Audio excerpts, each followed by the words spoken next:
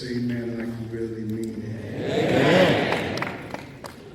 To all of the reverend clergy, to the program participants, to this family that is truly family. Homer Littlefield McCall II, to his spouse, to Sonia and Gail and your spouses, to these grandchildren, and to the entire family. It is a hurtful honor to be here. But as Christians, we know that God takes the pain of loss and turns it into power. That God takes our hurt and turns it into hallelujah happiness. So while the organist begins to play lightly, yes, God is real. If you don't remember anything else I say today, in the 13 minutes and 40 seconds that I will preach after I read and give my text, remember this: yes, God is real. I was 11 years old when my grandfather passed. And the funeral was at Metropolitan AME Church in D.C. And we went in the back, and I was 11 years old, and I said, I'm a man, I'm not going to cry. And as soon as my foot walked through that door, and saw the open casket with my grandfather's body in it, I broke down and cried like a baby, and didn't stop until the funeral was over. And when I saw the granddaughter, who wrote a very powerful poem and statement, break down and cry, it hit me that those of us who are older have gone to so many funerals that we've gotten somewhat hardened. And those of us who are preachers, we've used the religious language for so long that we abuse it because it's lost its meaning. But as I thought about these grandchildren, as I thought about their children's children, if it be the will of God, because God was real to Homer McCall, they've got quite a legacy.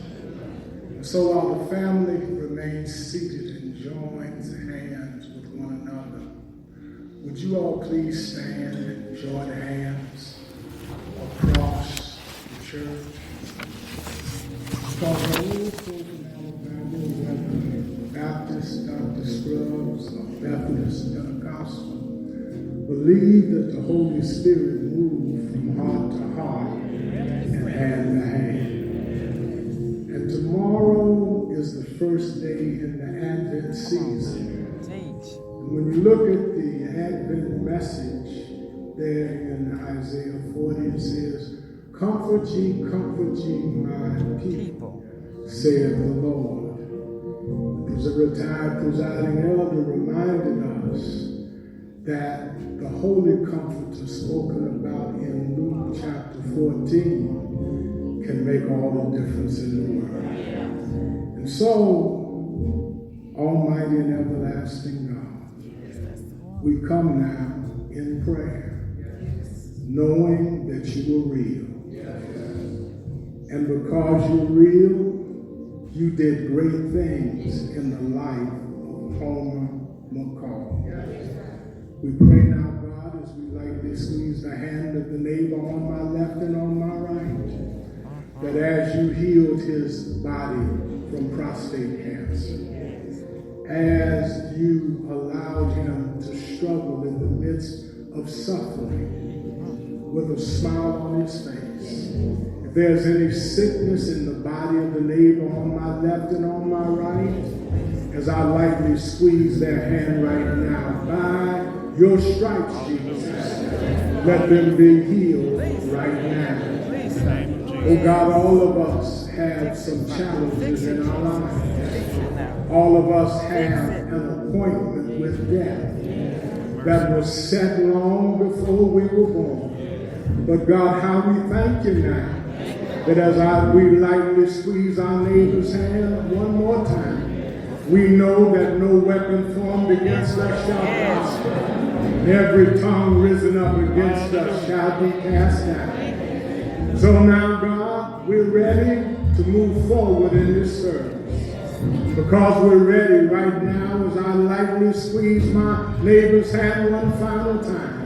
We lift up our eyes to the hills from whence cometh our help, knowing that our help cometh from the Lord who made heaven and earth. He that keepeth home of McCall, oh bless his name, will neither slumber nor sleep.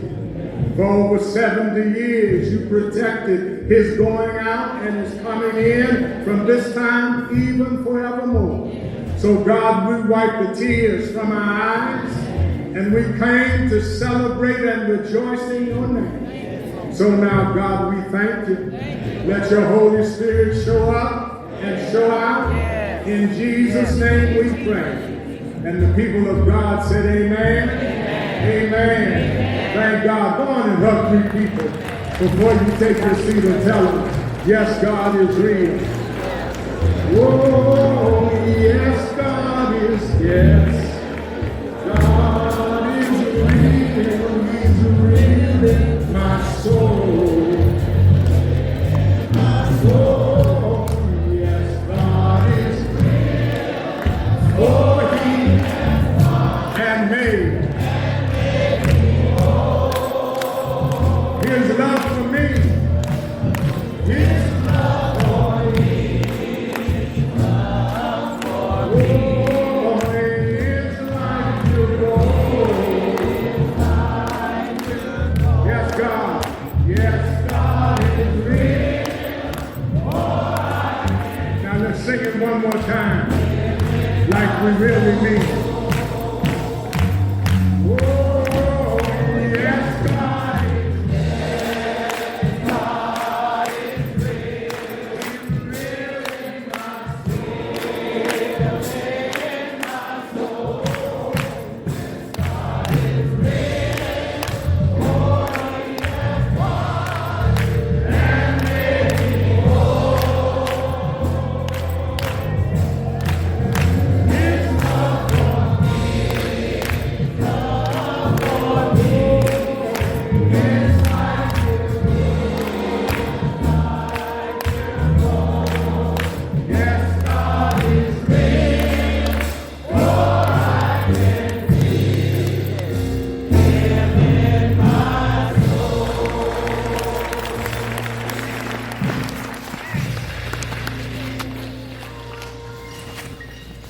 Paul's letter to the church at Ephesus, in the 6th chapter, verses 1 through verse number 4.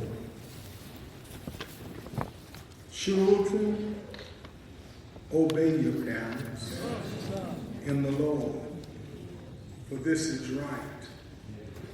Honor your father and mother, which is the first commandment with promise, that it may be well with you and you may live long on the earth.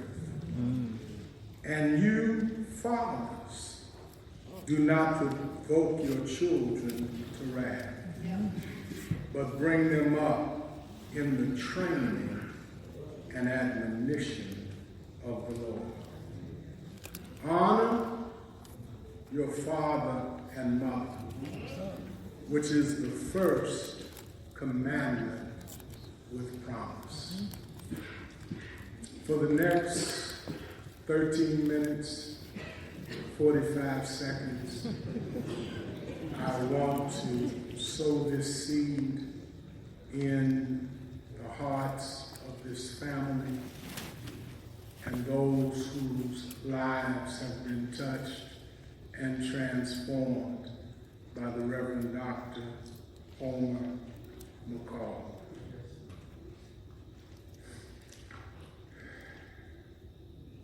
My father, when he served sainted memory, who served here in Alabama, told me when I was pastoring in Los Angeles at the Ward African Methodist Episcopal Church that if I ever wanted to meet a master pastor, I needed to meet Homer Littlefield McCall.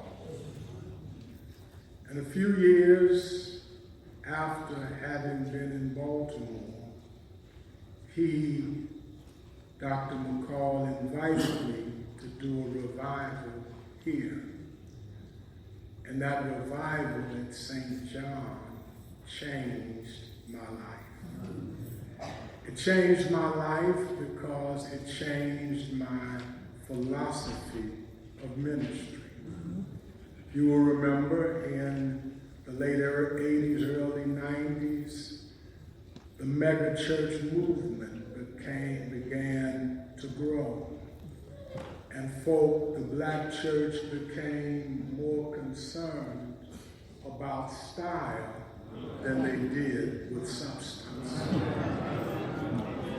Because there's always a longer line at the restaurant that serves junk food than there is at the restaurant that serves good, nutritious food.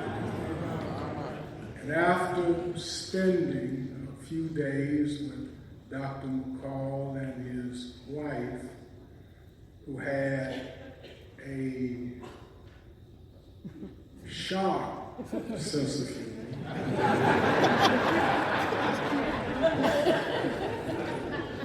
we became friends. And over the years, what I learned out of that revival is now a philosophy I share with young preachers. Love the people. Before you go in and try and put your vision forward, love the people. I learned that from Dr. McCall. Once you love the people, learn the people. Take time to learn the people. Because when you love the people and learn the people will give you leadership. Your title does not give you leadership. Your degrees, as important as they are, don't give you leadership. But when you love the people and listen to the people, then the people will give you leadership. And once you've loved the people, listened to the people, and the people give you leadership, then God will liberate through the Holy Spirit your vision, your church, and your ministry. All that I learned from Dr. Homer McCall. And now, once I heard from the family and received the approval of my friend and brother, Bishop Harry Seawright, it hit me that all of us have been in the presence of a hero maker. Homer L. McCall was a hero maker. Everybody wants to be a hero, but very few people want to be hero makers. Not only was he a hero maker, he was a shero maker. And today, as we looked at all of the folk here, from Alabama A&M who have been touched by his life. We see that this hero maker didn't care who got the credit. All right. As long as Jesus was glorified.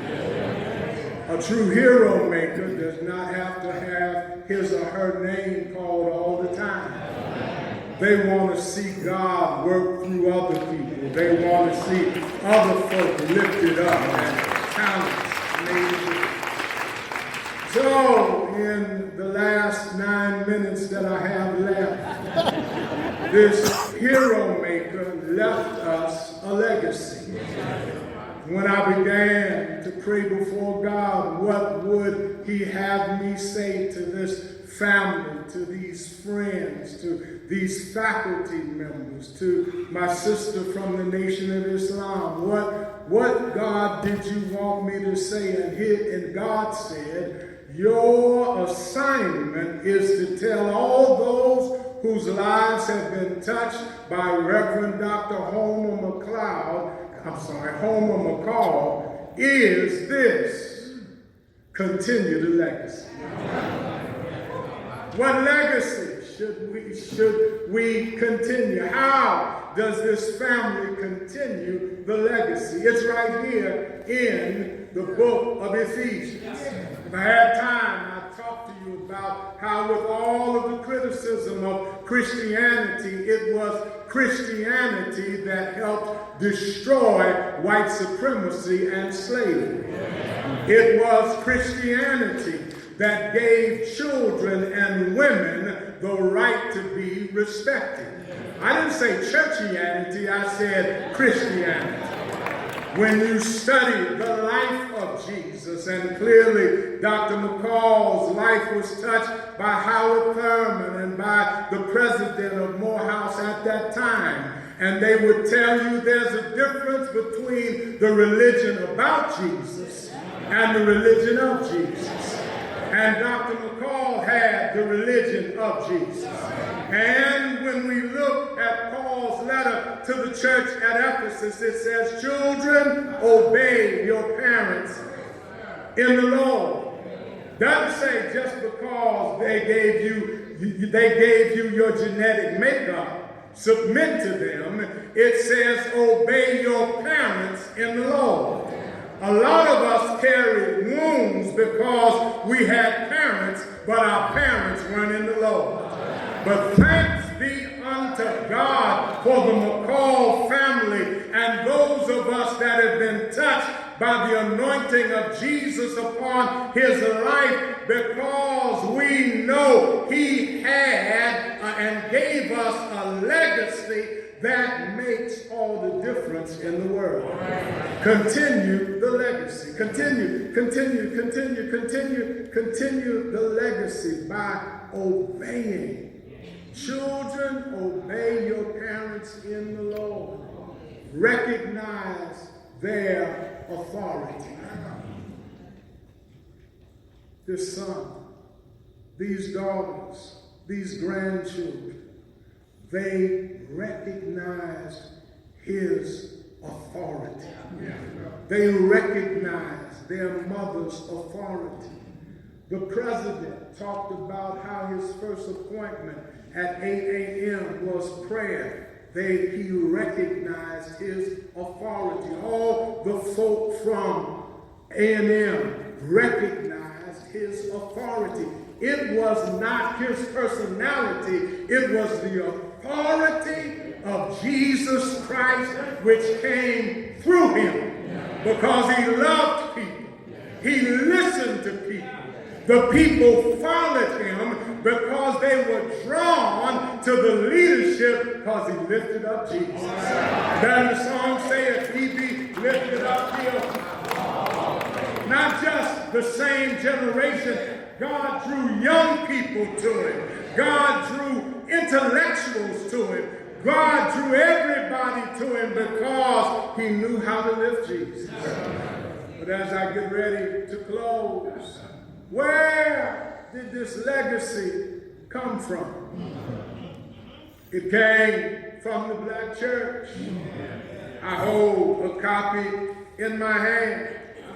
of the message that Dr. King preached when he ordained Reverend Sampson and Dr. McCall. I read, and Dr. King gave them gifts that day. The number one gift was to know God. Black church has many denominations, but according to the book of Ephesians, we've got one Lord, one faith, and one baptism. On the Baptist side, you have Nat Turner. There's a reason why Virginia had at one point more Black Baptist churches than anywhere in the country. It was because when the slaves, after the Emancipation Proclamation, the slaves wanted to go to the church that set them free. On the AME side, where he served for over 40 years, on the AME side in Charleston, South Carolina, Denmark Vesey and Morris Brown planned the rebellion in South Carolina. So whether you want to look at his Baptist ordination or his relationship with African Methodism, it's the same black church. And he joined because he recognized that the black church legacy was based on faith. Oh, can I get a witness? I don't care how high you think you are, how middle class or bougie you think you are. Black people in America made it because we came this far by faith.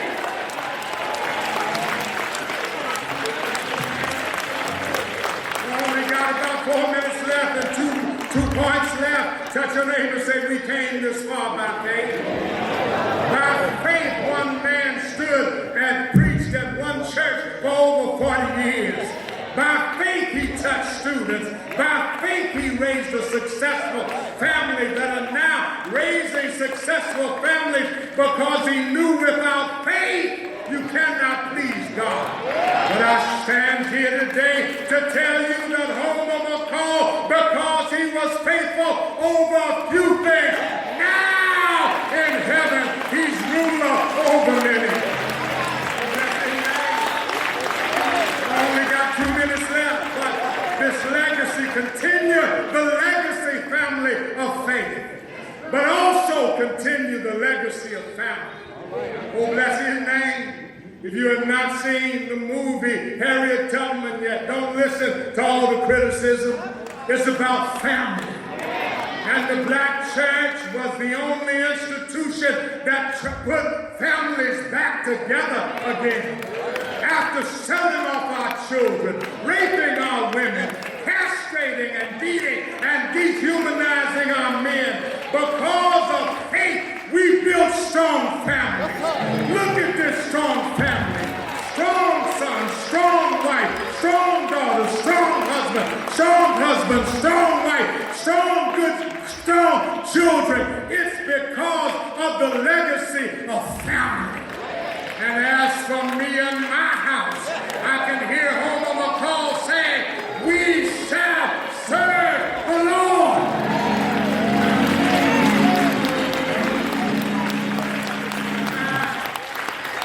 My time is up, and I got to head to the airport in a few minutes. To this family, to these children, grandchildren, and family members, continue the legacy. Continue the legacy of faith. Continue the legacy of family. But finally, the legacy of freedom.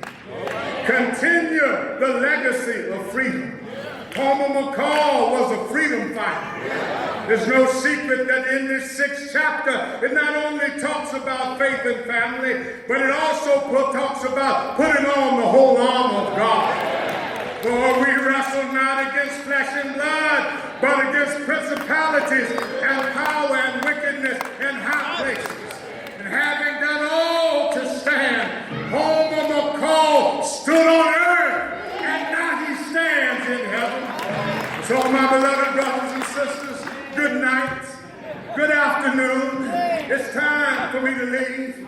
But when you get ready, when you get home, look at the reflections of life. Look at the cover first. He's looking down from heaven on us. over his glasses smiling. But if you look there at the end, you'll see him hand in hand with his wife. No, the other day, last week when he passed, his wife's hand was reaching down, and the angels of goodness and mercy were lifting him up. And I said, God, what legacy do you want me to give this family from their father and their mother? And God said, give them this hymn, be not dismayed, whate'er betide, God will take care of you. Beneath his wings of love abide, God will take care of you. If you continue the legacy of faith, of family and freedom, God will take care of you. But this morning at 2:15 a.m., before I packed, I got up and I said, Dr. McCall, give me your testimony for the family. And he said, oh, Frank, hallelujah. Tell them I'm hallelujah happy. Tell them, why should I be discouraged? When the shadows fall, why should I be lonely and long for heaven above?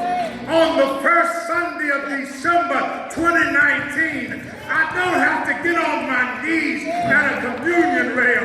I can commune with Jesus in heaven. So tell him I sing because